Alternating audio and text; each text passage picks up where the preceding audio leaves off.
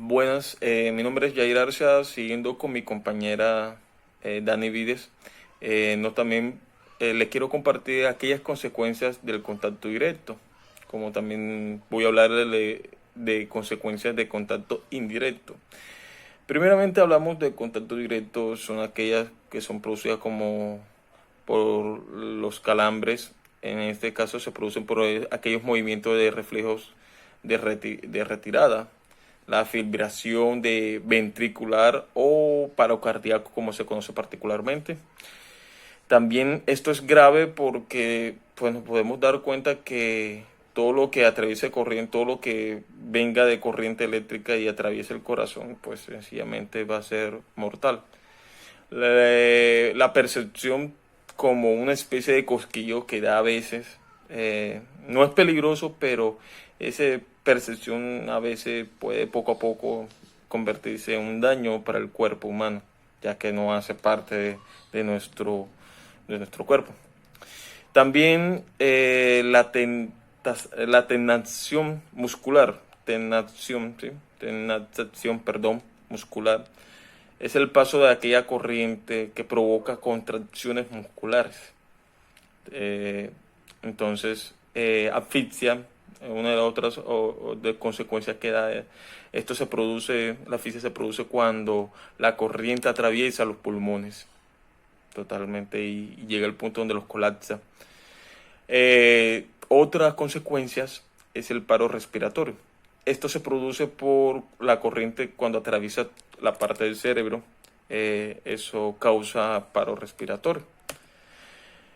También podríamos hablar de aquellas consecuencias indirectas, que son aquellas quemaduras como contacto de partículas o gases con calor extremo por la explosión o equipos.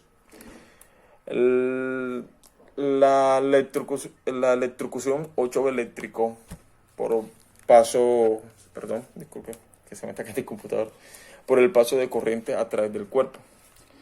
Quemaduras por la circulación de corriente eléctrica a través del cuerpo. Esto corresponde a aquellos daños en parte del cuerpo humano por donde circula la corriente eléctrica.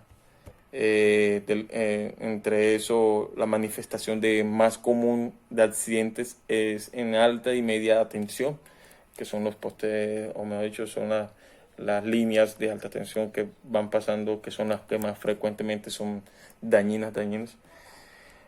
Sus efectos se explican por la cantidad de energía que influye por la zona donde la persona tiene un contacto eléctrico, primeramente.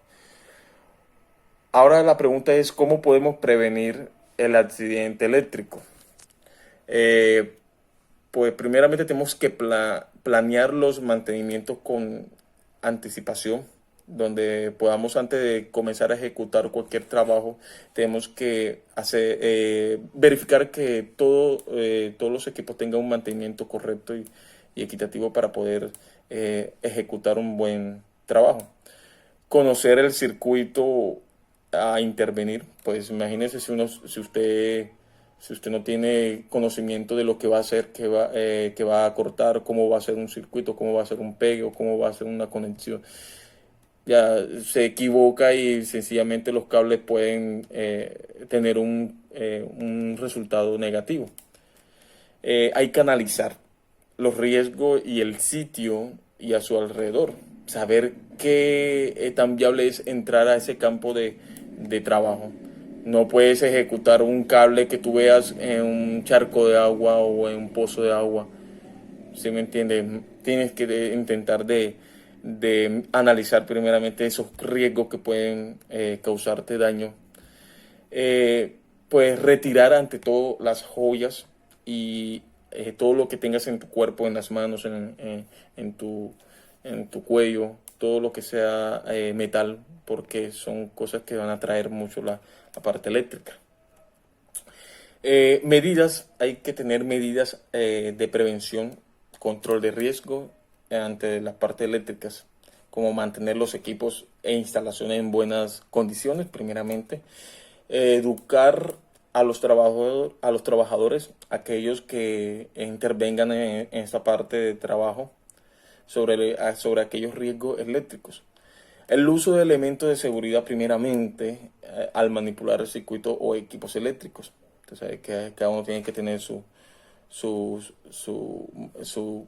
elemento de protocolo de bioseguridad, de seguridad, perdón. El uso de conexión a tierra, que en este caso sería primordial, ya que en casos de sobrecargas necesitaría evacuar un poco la electricidad, necesitaría tener una conexión a tierra. Pues tendríamos que mirar también aquellas acciones que debemos evitar. Ojo, estas son una de las cosas que podrían salvarnos y en este caso tenemos que no realizar aquellas conexiones fraudulentas, pues aquellas personas que no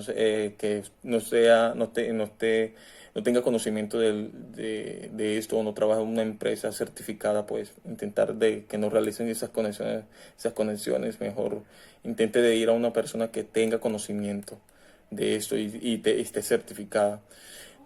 Tampoco tenemos no utilizar aquellos equipos o sistemas eléctricos en malas condiciones, hay que tener en cuenta eso, no sobrecargar el circuito, no intervenir en un trabajo eléctrico sin autorización, hay que tener autorización y conocimiento de lo que van a hacer.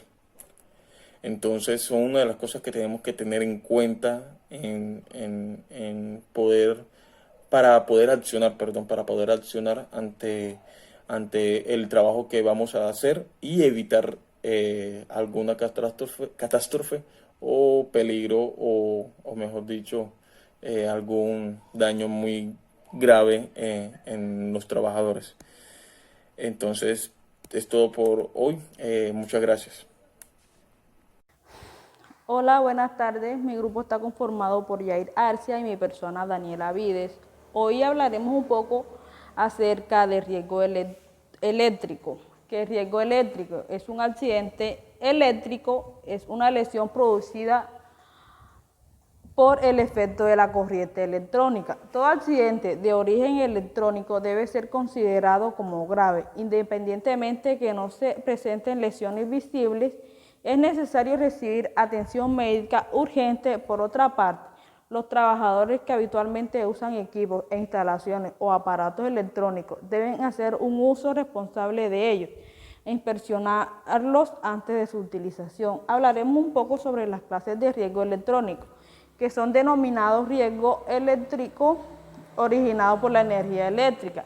Dentro de este tipo de riesgos se incluyen los siguientes: caídas o golpes o consecuencias de choque o arco electrónico, incendios, explosiones originados por la electricidad. El paso de la corriente electrónica a través del cuerpo puede provocar distintas lesiones que van desde la quemadura u ocasionar la muerte. Los factores que influyen en el riesgo electrónico son la intensidad de la corriente. Se denomina intensidad de la corriente electrónica toda carga eléctrica que circula en un circuito de la unidad de tiempo. La duración del contacto electrónico junto con la intensidad es el factor que más afecta el resultado del accidente. La frecuencia de la corriente electrónica es el número de veces que una onda sinusoidal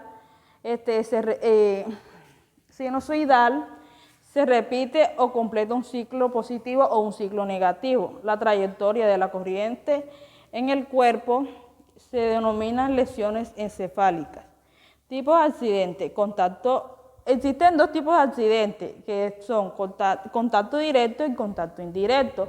El contacto directo es cuando se toca directamente algún objeto que está sometido bajo la tensión eléctrica, y el contacto indirecto es cuando una persona toca una masa metálica por la que circula accidentalmente una pequeña parte de la corriente eléctrica.